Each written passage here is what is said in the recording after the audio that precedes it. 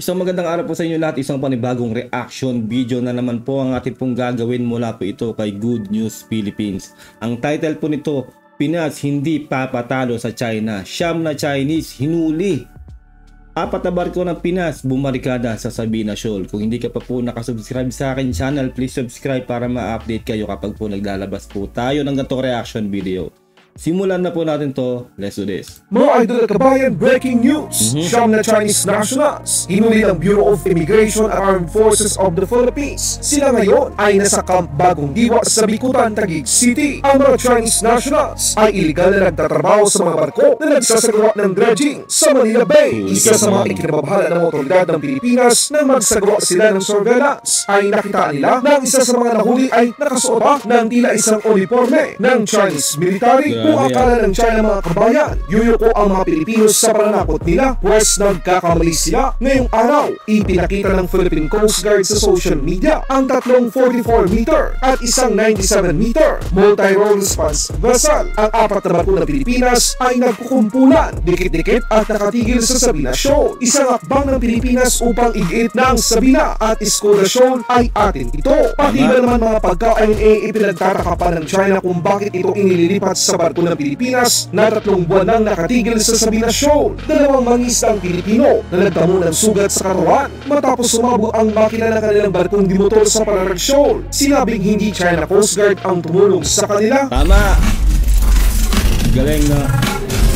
Naaresto ng mga tauhan ng Bureau of Immigration ang siyam na Chinese national na pawang iligal na nagtatrabaho sa bansa. Ayon kay Bureau of Immigration Commissioner Norman Tansinko, ang nasabing mga dayuhan ay dinakip habang sakay ng 3 bangkang dimotor na dumaong sa Paranaque Fishport sa Barangay Dungalo, Paranaque City noong ika-29 ng Hunyo taong kasalukuyan. Sinabi ni Tansinko na mga lalaking Chinese ay inaresto ng mga ahente ng Intelligence Division ng Bureau of Immigration sa pakikipag-ugnayan sa Armed Forces of the Philippines. Ayon kay Bureau of Immigration's Intelligence Division Chief Fortunato Manahan Jr., ilang buwan na silang nagsasagawa ng surveillance at intelligence gathering matapos makatanggap ng mga ulat na ang mga Chinese nationals ay sumasakay at bumababa sa mga barko sa Manila Bay. Dapat lang po talaga na maghigpit po talaga tayo, no? Lalo na po pag mga Chinese national.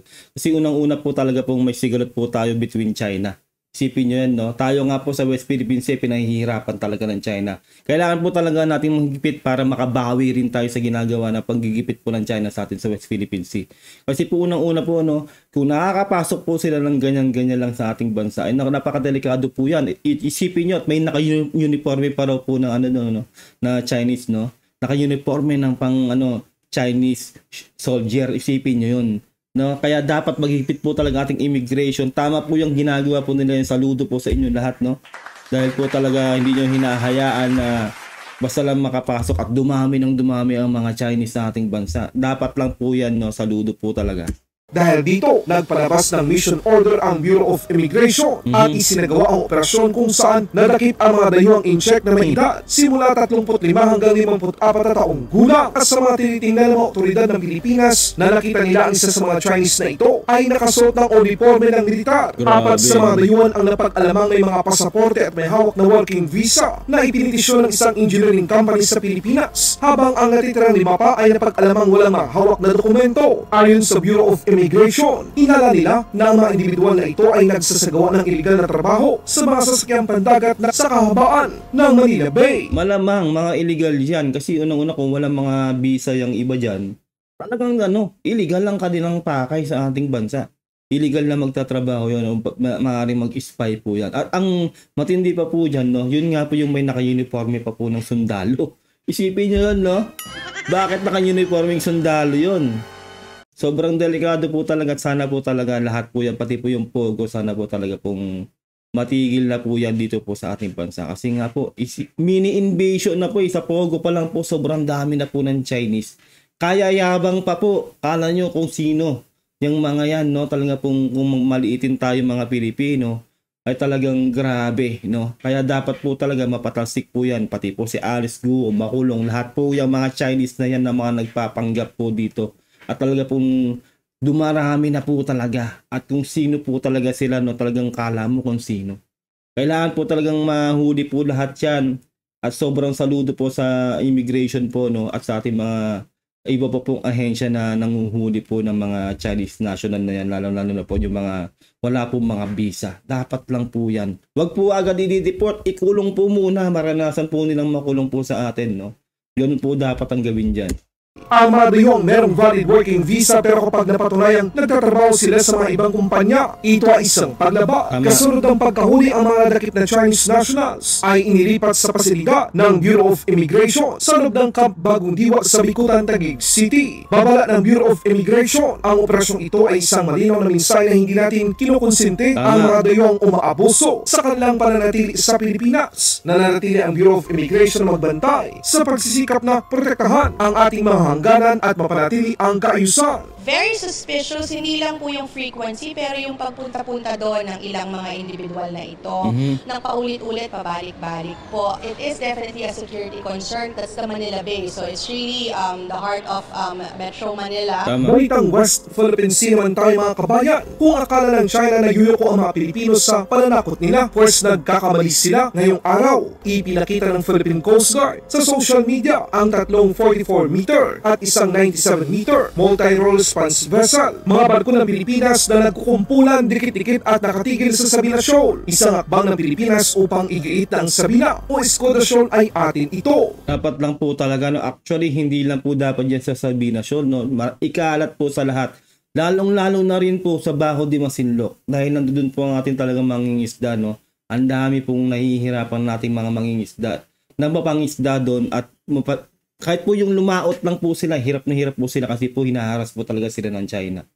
Sipin nyo yun, no? Sana po talaga pong lahat po yan ng ating teritoryo ay postehan po yan ng ating mga barko, no? Para po talaga po malaman ng China po na hindi po tayo basta-bastang bansa. Dapat lang po talaga yan. Dapat noon pa nga po yan ginawa para po hindi rin nangyari na po yung nangyari doon sa BRP Sierra Madre na may halos na putulan na po ng daliri. No, kasi po talagang iba pa rin po yung may presensya po ng ating ng ating mga militar diyan po sa sa West Philippine Sea na teritoryo po natin. Dapat lang po yan matagal na. Nagsagawa ng resupply ang mga barko ng Philippine Coast Guard sa pinakamalaking barko nila sa Sabina Shoal, ang BRP Teresa Magbanwa na magtatatlong buwan nang nakaangklas sa lugar. Ito yung totoong walang alisan sa West Philippine Sea. Grabe ang tapang na ipinapakita ng Marcos administration. Yes. Nasa paligid man ang mga barko ng China, ngunit hindi yuyoko ang mga Pilipino dahil ang West Philippine Sea atin ito. Tandaan natin na ang laban sa West Philippine Sea ay laban ng Pilipinas. Yes. Dahil ang yaman ito ay para sa mga Pilipino. Tama, ganun po talaga, no? Yan po ang presidente, ganyan po dapat ang namumuno. Merong paninindigan, no? Hindi lang po yung basta sasabihin na yuyuko ka sa China at talagang aayaw ka na talaga na hindi ka lalaban, na duduwag sa China. Wag po tayo dun sa mga pro-China, no? Dun po tayo sumuporta sa ating mga leader na may paninindigan po na ipagtanggol po ang ating bayan, no? Hindi man po tayo lumalaban ngayon ng pisikalan, pero mararamdaman mo yung moral mo tataas dahil po sa mga leader pong ganito tulad ng ating Pangulong Bongbong Marcos. Grabe po, no? Kaya suportahan po natin ang ating Pangulong Bongbong Marcos sa mga adhikain na ginagawa po ng ating bansa sa pamumuno po niya. Ikinagalit naman ng China ang ginawang pag-resupply ng Pilipinas sa Sabina Shoal. Ngunit kahit anong galit o protesta ang gawin ng China, hindi aatras ang Pilipinas sa labang ito.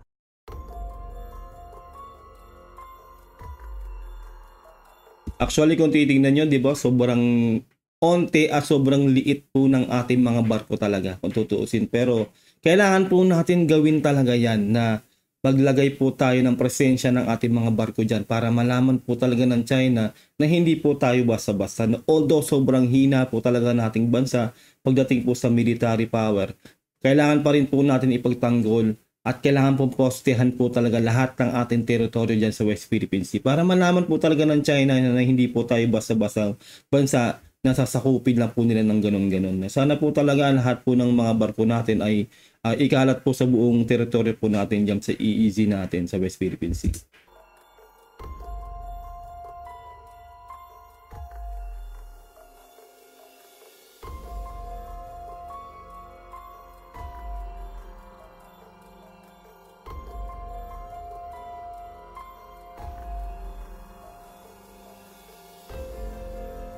Sarap makita ng Philippine Coast Guard, no?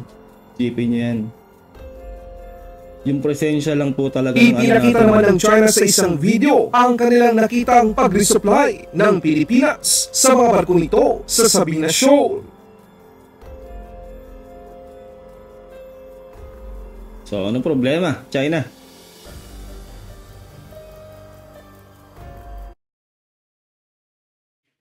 Grabe tong China talaga, no? Grabe pangingialam ng China talaga sa gawain natin, no? Para talagang tayo pa yung gumagawa talaga ng illegal dyan, eh. Teritoryo ng Pilipinas yan, China, hindi yung teritoryo yan. Wala kayong dapat pakialam dyan. Hibang na talaga tong China, eh.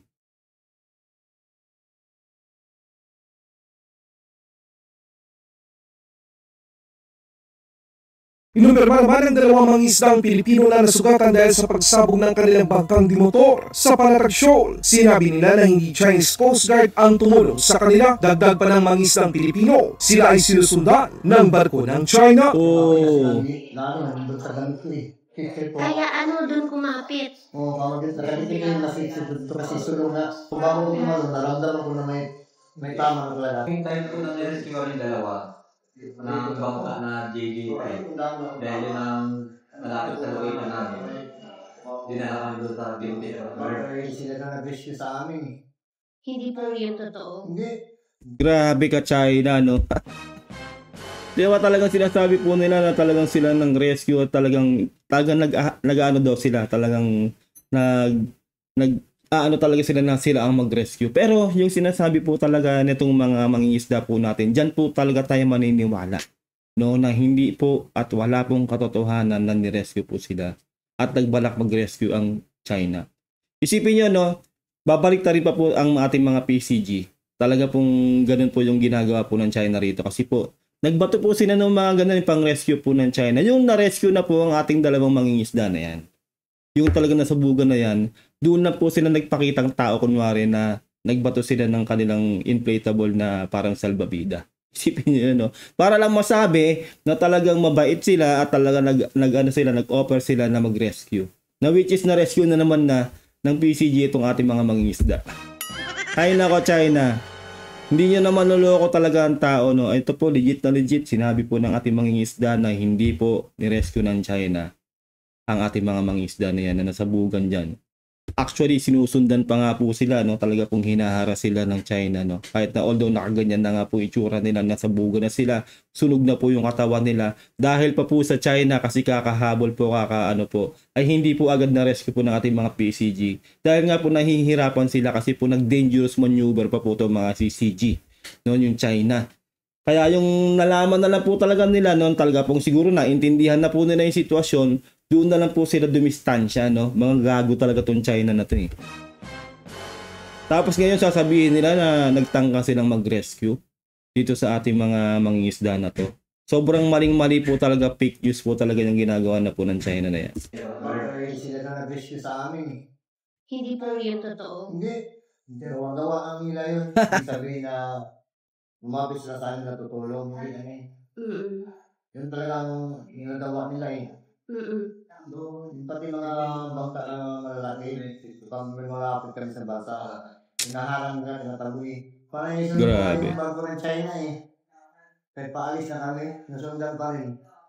Masambay sa rin yung China. Grabe, no? Yan po, no? Legit na legit po, sinabi po niya, no? Talaga pong nanghaharas pa po talaga yung China. Hindi po sila o wala po silang balak talaga na mang-rescue. Na kahit ano pa pong sitwasyon ng ating mga mangingisda na yan, nakita na po nila na nasusunog na po sila. Talaga pong nasabugan sila dyan. Nakita na nila na meron pong burn ang ating mga mangingisda na yan. Ay wala po talaga silang pakialam. Tapos sasabihin nila na nire-rescue nila tong ating mga mangingisda. Sobrang kalokohan po talaga nun. Hayop talaga tong China natin, eh. Hinaharang na, tinataboy. Parang isunod pa nga yung bago ng China, eh. Grabe. Kahit paalis na kami, nasundan pa rin. Masambay sa rin yung China. Hindi na, papunta pa na kami sa bansa namin, sumusunod na sa amin. Mhm. Nagpatay sila ng ilaw. Pero naka-ano naman po kayo, nakapangisda po kayo. Nakapangisda naman kami. Doon sa malapit sa Albulo na mga balsa, hindi na makapangisda. Kasi tinatabo nila eh. While they are chasing us and blocking us, BRP Sindangan, the government, the Philippine Coast Guard vessel, keeps on telling them that the Philippine Coast Guard is going to rescue a Filipino fishing boat that needs medical treatment for her two Filipino crew after sustaining second-degree burn. Okay. So when we arrived there is already another Chinese Chinese Coast Guard vessel, and they deployed two regional inflatable boats. However, it's also important for us to note that when they deployed those two reefs, the injured two Filipino fishermen was already on board the Philippine Coast Guard vessel because it was brought to us by another Filipino fishing boat. So the videos that they are showing at their social media platforms, saying that they even used life ring to extend assistance to the Filipino fishermen, it's no longer immaterial. I mean, the injured personnel were already on board the Coast Guard vessel when they arrived at the boat of the Filipinos. Isipin nyo, grabe yung kasinungalingan talaga ng China. Ang dahil nga rin sa kanila, na-delay nga po yung pagre-rescue, di ba, ng ating mga PCG, no, dyan sa ating mga mangingisda. Pero legit na sinabi na rin po niya talaga na hindi po talaga China ang nag-rescue po sa ating mangingisda. Kumbaga lumalabas po talaga na talaga pong ang bait namin, ganoon, ni-rescue namin yan, ito nag-attempt kami mag-rescue. Pero maling-mali po talaga yon, no, kasi po ang ating mga mangingisda na po ang nagsabi na wala pong ganung nangyari, no. At yung nag-offer sila ng life ring nga po yun, no, ay na-rescue na po ang ating mga mangingisda. Grabe, no. Ilagay nyo lang po sa baba sa comment section kung ano sa lobby nyo po dito po sa ating napanood, no. Mag-subscribe din po kayo kay Good News Philippines, napakahusay po nito. Siyempre po, huwag nyo rin po sanang kalilimutan na mag-subscribe sa akin channel para ma-update po kayo kapag po naglalabas po tayo ng ito reaction video. Ingat po kayo lahat, till next time, God bless and peace out. Bye!